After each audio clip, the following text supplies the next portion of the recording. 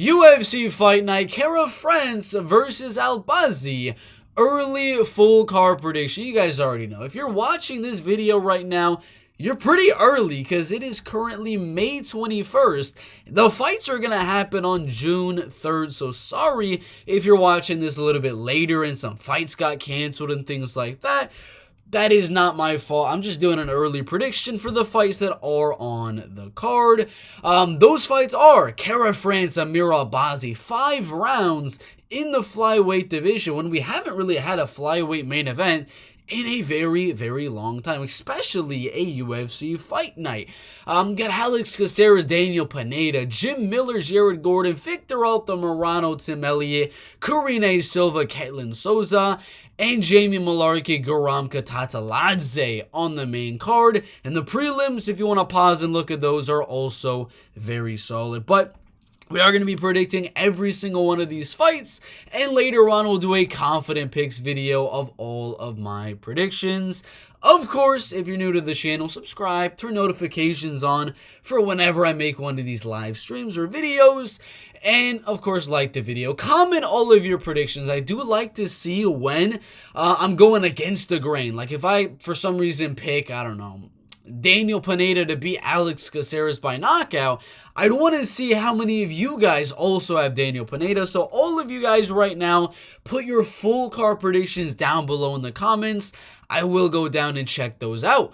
Thank you guys for watching the beginning part of this video. Like, subscribe, comment, and let's get into the first fight in the light heavyweight division. Maxim Grishin and Phillipe in the light heavyweight division. Some older guys for the light heavyweight division here. They're both very up and down in their MMA careers. Phillipe is a former PFL champion, joined the UFC, and it pretty much showed that Andrei Arlovski, at that time being 41 years old, was good enough to be a PFL champ.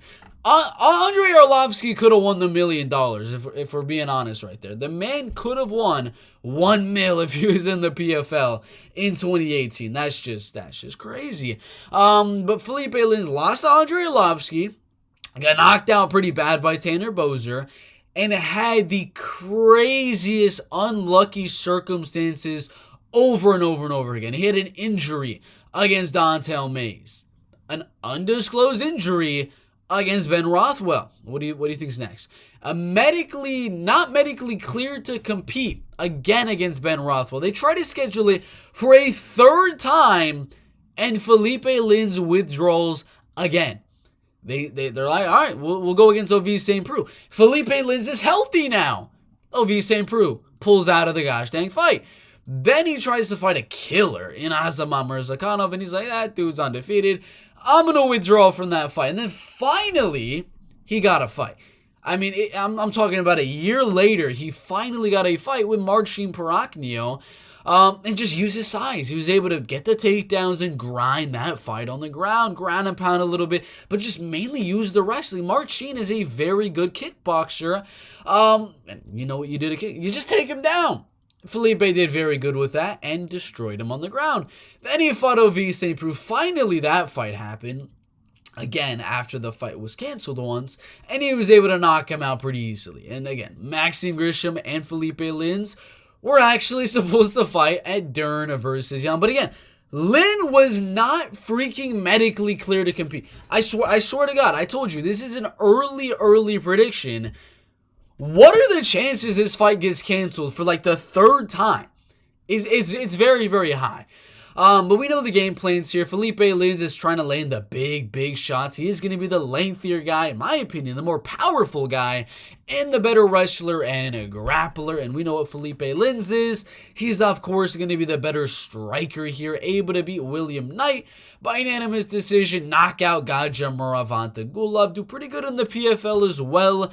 Was actually in the same season as Phillipe, they just didn't end up fighting, but he did very, very good over there as well. He is the better striker, though. He's the better boxer. He throws more volume, and I do believe if Phillipe isn't able to do kind of what he was able to do against Marcin Prachnio, he's not going to win this fight. So I do think it goes to a decision. Maxim is a very tough guy to finish. If Marcin Tybura, a heavyweight, is not finishing him. Dustin Jacoby's not doing it. I don't think Phillipe Lins is going to be able to.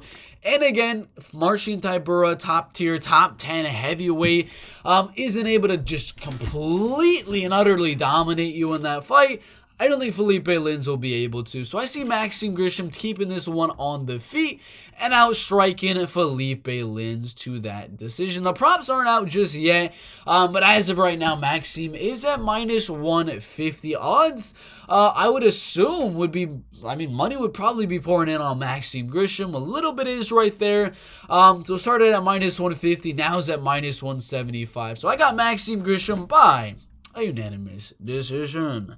Luan Lacerda and Damon Blackshear in the bantamweight division. Similar A's. There is a height advantage for Damon Blackshear, and then a small reach advantage for Luan Lacerda. Luan did lose his UFC debut to Cody Stamann in a pretty close fight, in my opinion, but he's got a lot of finishes, man. I'm talking a lot of finishes. Anacondas, triangles, guillotines, rear naked, heel hook over and over and over again. Finish after finish after finish, and was able to finish Raulian Paiva, giving him his first loss as a professional MMA fighter.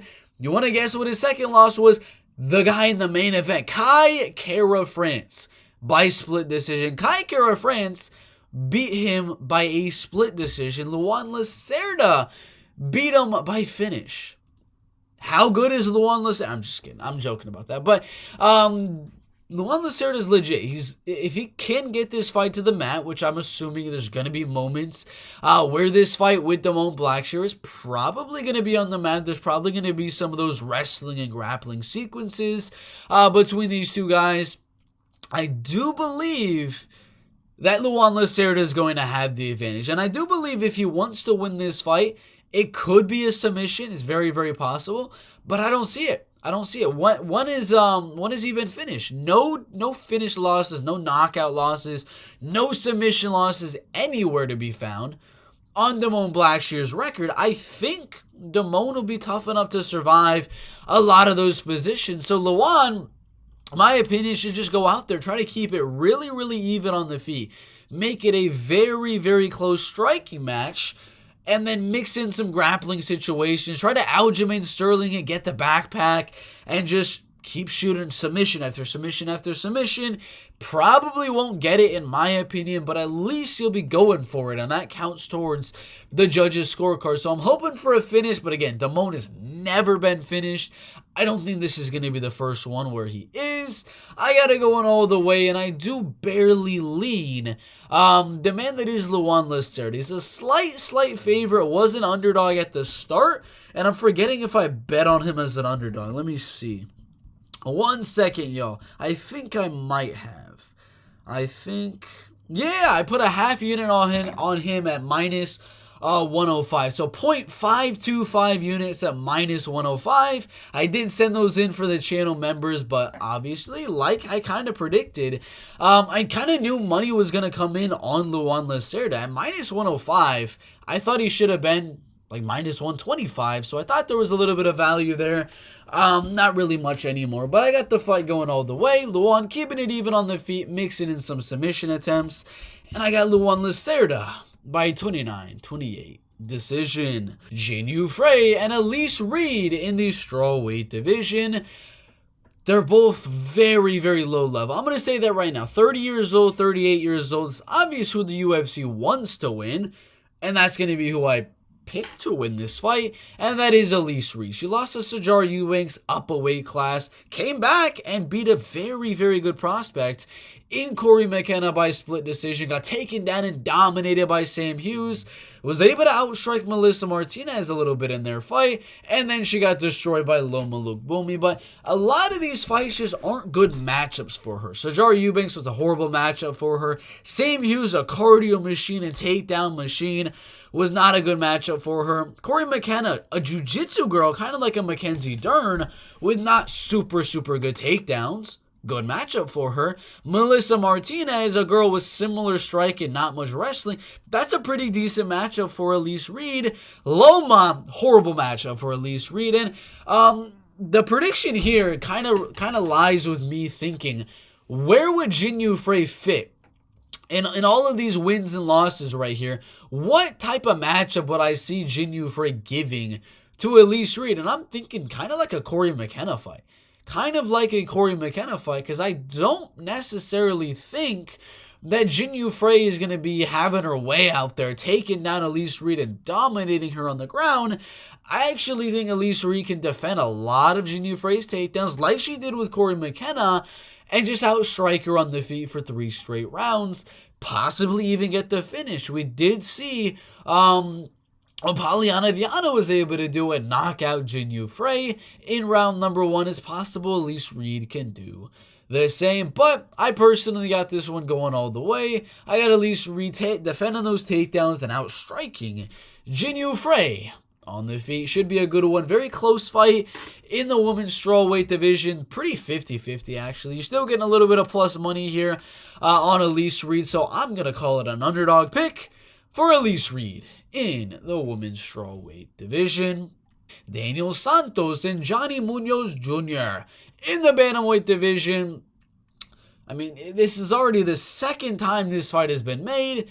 I don't even know why the fight got canceled in the first place. It was like 1 or 2 weeks ago or something like that. It was about a month ago. Wow. Or no, a month from when the fight's actually going to take place the second time around.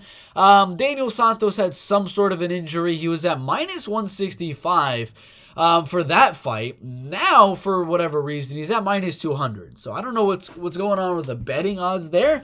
But I am going to go Daniel Santos to win. He was able to go out and look really, really impressive on John Castañeda, who's also on this card. He looked really good against John Castañeda in that fight. Ate a lot of punishment early on in that fight. And was able to just use his cardio later on to kind of destroy John Castañeda and just come forward and pressure and keep on throwing until he was able to get that finish. And it's kind of what I see here. Johnny Munoz Jr. did lose a decision to Nate Maness, but he got knocked out by Tony Gravely right there. And he's only winning finishes submission-wise against very low-level guys that are no longer inside the UFC. Even his last fight with Ludwig Shalinyan, he actually went out there and boxed against literally just forgot the name. Against Ludwig Shalinyan. That was a mainly boxing match for 3 straight rounds. So, if this is a boxing match for 3 straight rounds, or even less with Daniel Santos, Daniel's going to batter him on the feet, in my opinion. Maybe Johnny will have his moments here and there. The later this fight goes, Daniel's going to keep on landing, and eventually, in my opinion, get the finish. So, in round 1, Johnny might be able to win, maybe land a takedown or 2, land some decent shots. He's going to get a little bit tired. He's going to get a little bit slow with the punches, Nick Diaz style. And then Daniel Santos is really going to start to push the pace. And that's where he's going to knock out Johnny Munoz Jr. in round number 2. Andrei Arlovski and Dontel Mace in the heavyweight division. Dontel, I didn't even realize it until now. I kind of thought of him as one of the more stocky, small heavyweights, but the man is 6'6" tall. I didn't even think about that till now. Got a very long reach at 81 inches. Was able to beat Roque Martinez, Josh Parisian, taking those guys down and controlling on the ground and pounding and things like that. Had the weird split draw with Hamdi Abdel Wahab in that fight, and then he most recently lost to Augusto Sakai. Really wasn't able to land those takedowns, wasn't able to get the fight to the mat and control it there, and that's kind of what I see here. I see Andrei Arlovski defending those takedowns like he's been able to in a lot of his fights recently, and keep it on the feet. I shouldn't have said that, because I do see the Marcos Rogerio de Lima one, where he got submitted very, very fast. Dontel Mace is no Marcos Rogerio de Lima. He might get a takedown, he might get 2 takedowns, he might get 3 takedowns. He might win round number 1, and I actually have him winning round number 1, but round 2, round 3, and round 2 and round 3, I got Andrei Arlovski outstriking Dontel Mace like he did with all of these fights on his win streak, and I got Andrei Arlovski by a decision. Mateus Mendonca and John Castañeda In the bantamweight division, a very, very solid fight right here. John Castañeda, in my opinion, is going to be the better grappler, the better wrestler, and possibly be able to mix in some takedowns here on Mateus Mendonca. Mateus is a little bit lengthier, should be able to try to counter John Castañeda as he comes in, and try to get him with something big and knock out John Castañeda. We saw him recently get knocked out by Daniel Santos in his last fight.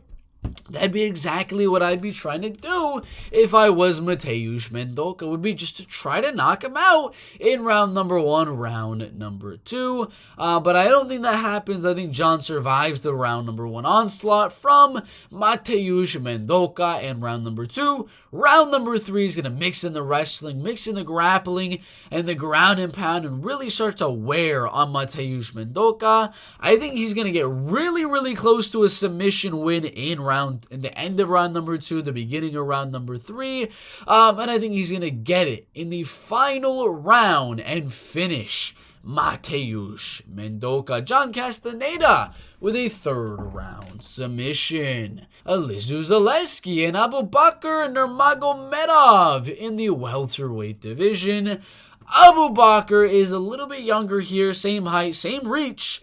Between these two guys, Abubakar, obviously we know what he's going to try to do, is wrestle, is grapple, is grind. He did lose to David Zawada by submission, I believe in like round 2 or round number 3, but he's got to stay away from getting finished by a guy like Elizeu Zaleski. This dude hits like a gosh dang truck, and he's got decent submission skills as well. Was able to absolutely dominate Benoit Saint-Denis in his last fight, defend literally all of those takedowns, and just outstrike him and dominate him on the feet.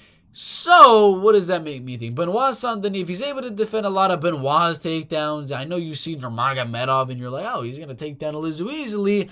I don't think so. Elizeu's got very, very legit takedown defense, and he's a much, much better striker. I don't know, maybe Abubakar's been training his striking religiously in the last few weeks, but Elizeu, in my opinion, is so far superior when it comes to the striking. I do have this one going all the way. If Abubakar does get hurt, he's got the takedowns to fall back on. I got Elizeu Zaleski by a unanimous decision. Guram, Kutateladze, and Jamie Mullarkey in the lightweight division. This is a simple one for me. If I'm going to be honest with you, I think the striking is 50-50. I mean, a lot of people out there saying, oh, Jamie's taller, he's lengthier, he's more experienced, he just outstruck Michael Johnson and beat Francisco Prado. You got to rewatch that Michael Johnson fight. Jamie Mullarkey's not that legit of a striker, and Guram's got a chin on him, and he's able to push the pace and just keep on coming forward with those strikes. That's not why I'm picking Guram to win. I said he's going to keep it even on the feet. I'm not saying he's going to destroy Jamie Mullarkey on the feet or even win on the feet, but we know Guram's going to mix in those takedowns eventually and get Jamie Mullarkey to his back and grind and pound. Elbows, hammer fist, looking for the finish. But Jamie's a tough guy. The only guy that has been able to finish him recently was my man Jalen Turner. Brad Rydell wasn't able to. Fares Ziam wasn't able to. Volkanovski was. But that's freaking Volkanovski. Gosh dang. I do have this one going all the way. Guram by 30-27. Unanimous decision. Karine Silva and Ketlen Souza in the flyweight division. Two Brazilians on the main card of UFC Fight Night. Kara France Albazi. Karine, I would say, he's going to be the better wrestler and the better grappler. She's been doing really good early on in her fights. Round 1, round 2 finishes over and over again. If she gets you to the ground and she gets on top, she is going to finish you. And she's fighting Ketlen Souza, another very solid Brazilian. But she's not necessarily a just full-on grappler like you see with most of those Brazilians. She does have a very decent striking game as well, with some good power in her hands and feet. But In my opinion, she's not as good on the ground as Karine Silva. It could be even on the feet. Maybe if Ketlen's able to defend a lot of these takedowns and make this a striking fight, there's a possibility she could knock out Karine Silva or win a unanimous decision. But I know eventually Karine is going to find the way to get this fight to the mat. And like I said, every fight she gets to the mat, she's most likely going to be able to get that submission win. But my guy, I mean, she's never been submitted since 2018. That's been 5 years since she's been submitted. So I don't know how likely it is that she's going to get finished in this fight. It very well could happen. It could go to a decision. I'm very, very split on a submission win or a decision win for Karine Silva. Let's go the submission. Let's go another woman's finish on this women's flyweight fight. I got Karine Silva going out there. Round number 1, feeling out the striking for the first half of the round. Landing a takedown at the end of round number 1. Landing some good ground and pound and getting close to landing a submission. But then she's going to find that range, get really, really in on the takedown easier in round number 2, get the back at Ketlen Souza, land some good ground and pound, and catch her with a submission rear naked. Maybe she lets Ketlen get a reversal and she catches her with a darce or a guillotine or something like that. But I do have Karine Silva by round 2 submission. Tim Elliot and Victor Altamirano in the flyweight division, 32 and 36 years old.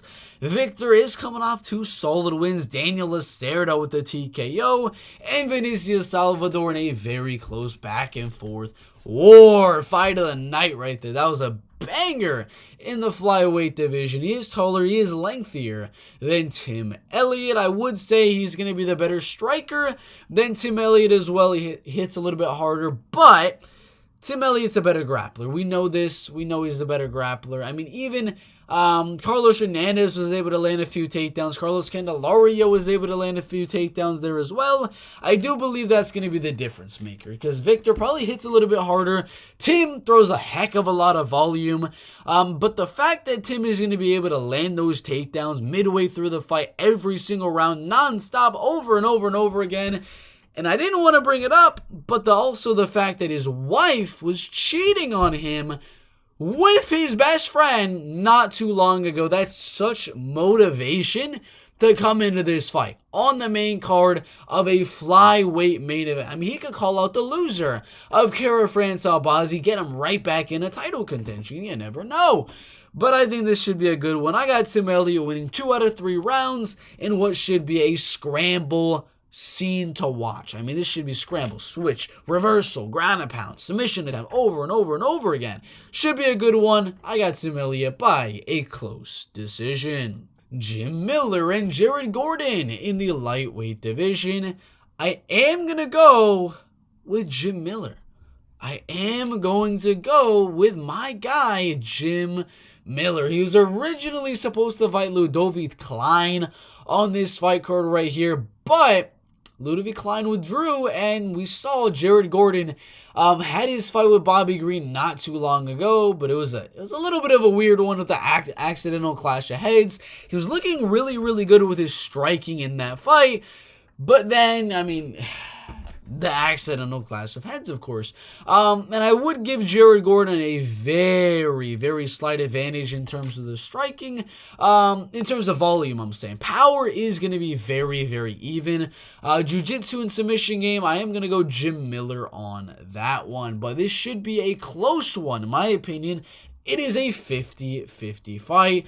Betting odds most definitely do not agree with my assumption of having this one as a 50-50 fight, as they had Ludovic Klein as almost a 3-1 favorite, and now with Jared Gordon, they're saying Jared is a -250 favorite. Personally, I do think Jim Miller's going to keep it really, really even on the feet, mix in a few takedowns here and there, and I do think he's not going to get the finish. I don't think he submits Jared Gordon because it took Grant Dawson until right at the end of round number 3 to get that submission.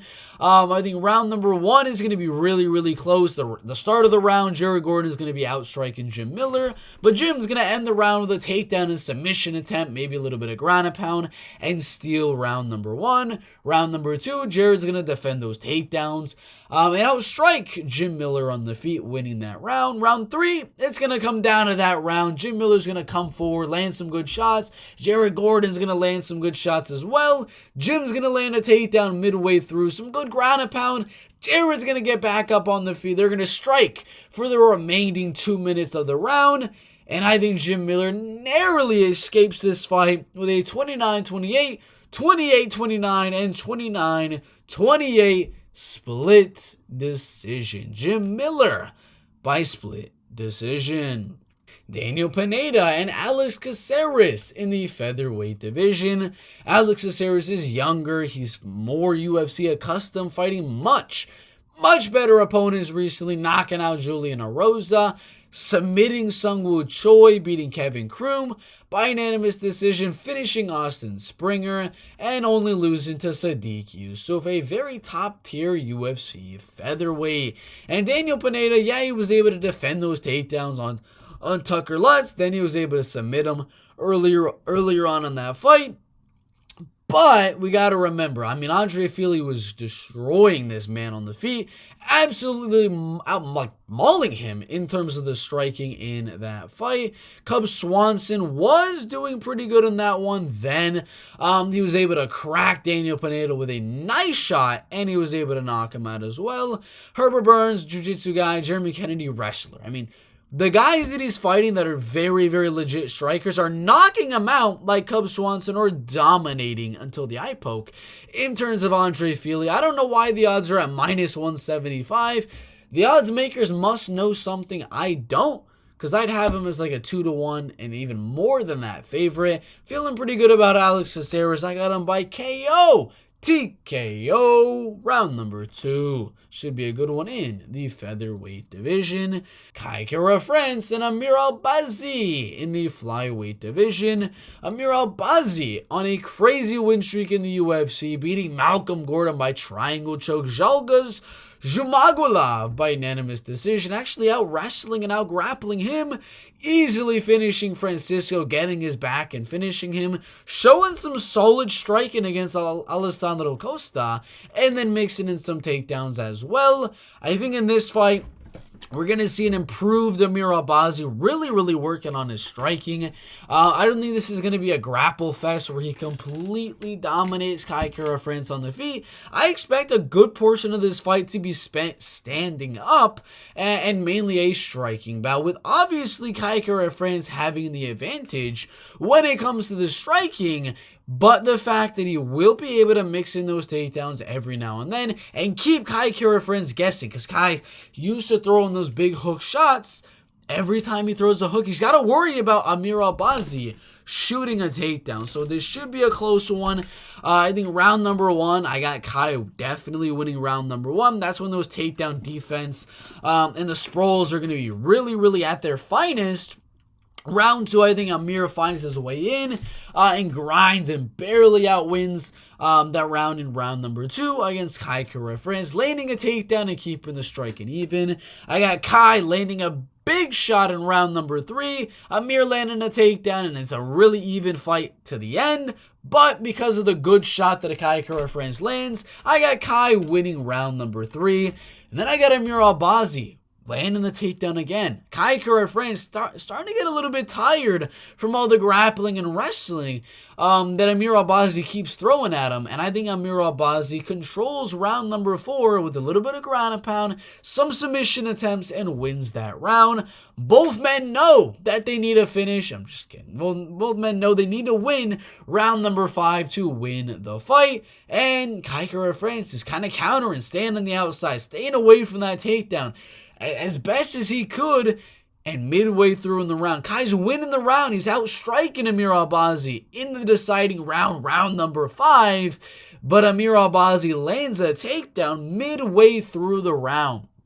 And he doesn't give it up. He controls it. He stays on top, body locking and holding Kara France down, landing some little titter-tatter shots and barely edging out that decision win. I see this one being a very, very back and forth. Like he wins around, he wins around, he wins around. It's going to be an up and down roller coaster type of a fight. But I think Amir Albazi wins this fight in round number 2, round number 4, and in round number 5. Should be a good one.